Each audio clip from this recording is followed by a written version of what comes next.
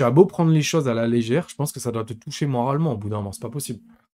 En tout cas, il a perdu 106 combats, dont seulement 4 à la décision. Donc on lui a passé 69 soumissions et il a pris 32 KO TKO. Donc le pire, c'est qu'il a seulement dépassé 8 fois le premier round dans toute sa carrière.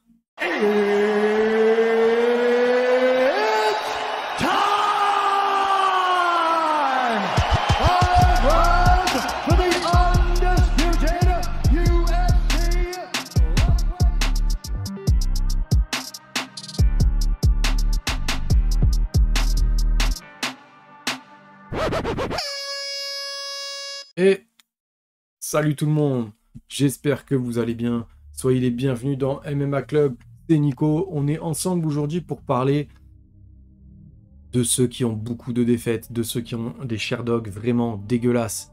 Et là, quand je dis dégueulasse, je crois que c'est le pire Sherdog de l'humanité, malheureusement. Alors vous le savez, vous connaissez ma politique, entre guillemets. Je ne me moque pas des combattants qui ont des défaites, je ne me moque pas des combattants qui ont des Sherdogs mitigés. Au contraire, parce que je comprends pourquoi des fois on accepte des combats qui sont compliqués, qui sont pas au bon timing, il y a des blessures, il y a plein de choses, faut vraiment, on n'est pas là-dessus. Mais là c'est un petit peu un cas particulier, il y a un petit peu des particularités quand on va parler de ce monsieur. C'est monsieur Jay Ellis. Mais avant ça, avant de vous présenter tout ça, avant de vous présenter ses records, ses stats, de vous parler un petit peu du monsieur, je suis obligé de vous dire, comme d'habitude, consommez Others, vous le savez, c'est la protéine, la boisson post-workout protéinée. J'ai presque réussi, vous avez vu, j'ai fait un petit, j'ai bégayé un petit peu au début, mais je me suis bien rattrapé. Vous le savez, vous avez 10% avec le code promo MMA Club 10 tout attaché. 10%, c'est cool. En plus, il y a les fêtes qui arrivent, faites-vous plaisir. Voilà, vous pouvez faire des petits milkshakes, des petits pancakes, des petits, juste des petits shakers si vous n'avez pas envie de vous enquiquiner. Hop, je recule un peu.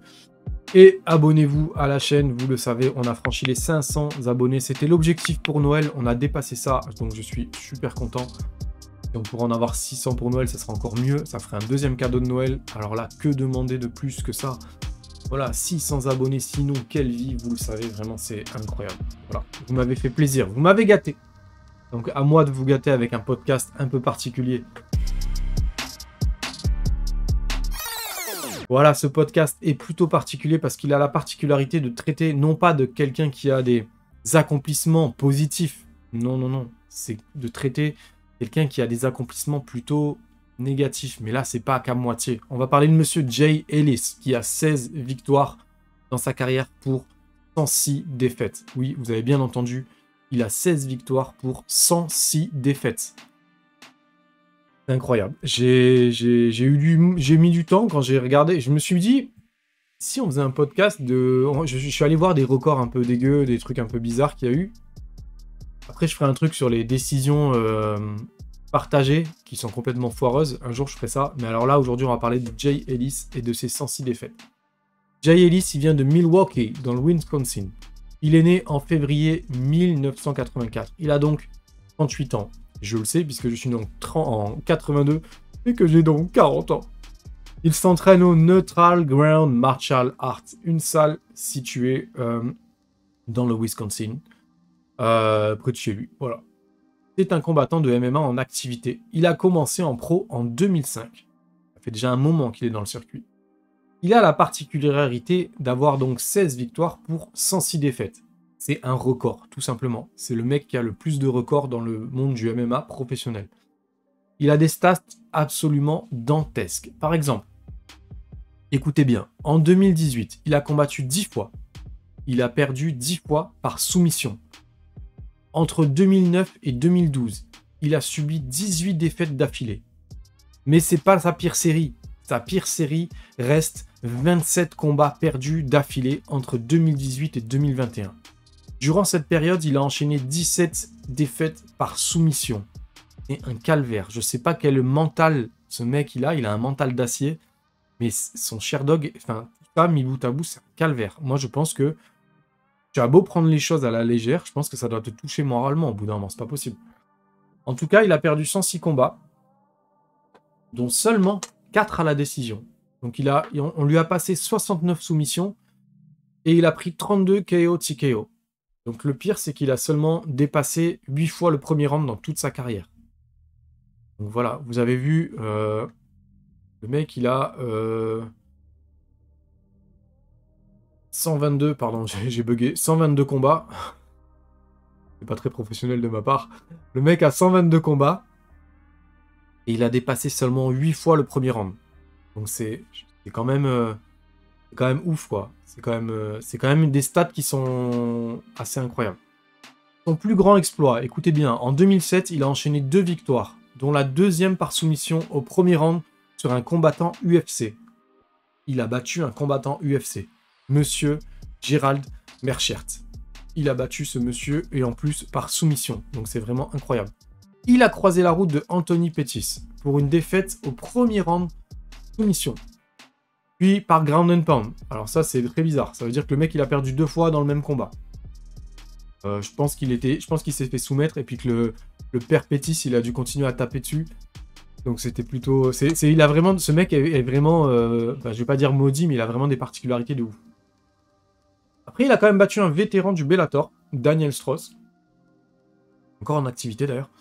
Puis il a trouvé la ressource mentale d'aller réenchaîner 2 victoires en 2009. 2 victoires d'affilée, donc c'est plutôt cool. Il est actuellement sur une série de 6 défaites et sa dernière victoire remonte à 2021.